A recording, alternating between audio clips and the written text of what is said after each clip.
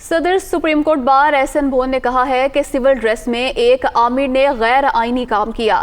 یاسین آزاد کا کہنا ہے کہ پارلیمنٹ میں عدم اعتماد ہونے پر وزیراعظم صدر کو کسی قسم کے ایڈوائز نہیں کر سکتے۔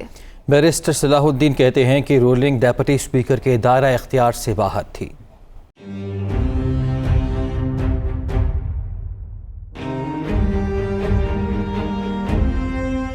قومی اسمبلی میں ڈیپٹی اسپیکر کی رولنگ پر آئینی اور قانونی ماہرین کا رد عمل۔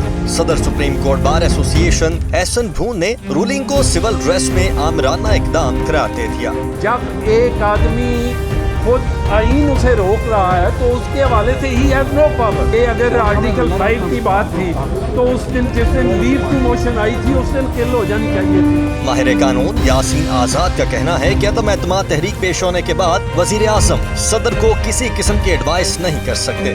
جس انداز میں اسپیکر اسمبلی نے جو ووٹ آف نو کانفیڈنس کی موومنٹ کو غیر قانونی ڈکلیئر کیا،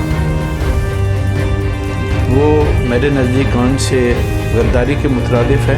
جب پارلیمنٹ کسی کے خلاف ووٹ آف نو کانفیڈنس کر دے تو پرائم منسٹر آف پاکستان کسی قسم کی ایڈوائس صدر پاکستان کو نہیں دے سکتا۔ ماہر قانون بیرسٹر صلاح الدین کہتے ہیں کہ اسپیکر کا کام گنتی کرنا ہوتا ہے، یہ نہیں کہ وہ دیکھیں کہ ووٹر کسی سازش کا حصہ ہے یا نہیں۔ بظاہر تو بالکل غیر آئینی اقدام لگتا ہے، کیونکہ یہ اسپیکر کا کام نہیں ہے کہ وہ پیچھے یہ دیکھے کہ جو لوگ ووٹ دے رہے ہیں پارلیمان میں وہ کس وجہ سے دے رہے ہیں، کیا کس سازش کا حصہ ہیں کیا نہیں ہے۔ وہ اسپیکر کا کام تو بڑا ایک بیسک کاؤنٹنگ کا کام ہوتا ہے، امپائر کا کام ہوتا ہے۔ قانونی ماہرین نے کہا ہے کہ ڈپٹی اسپیکر آئین سے غداری کے مرتکب ہوئے، ان پر آرٹیکل 6 لگنا چاہیے۔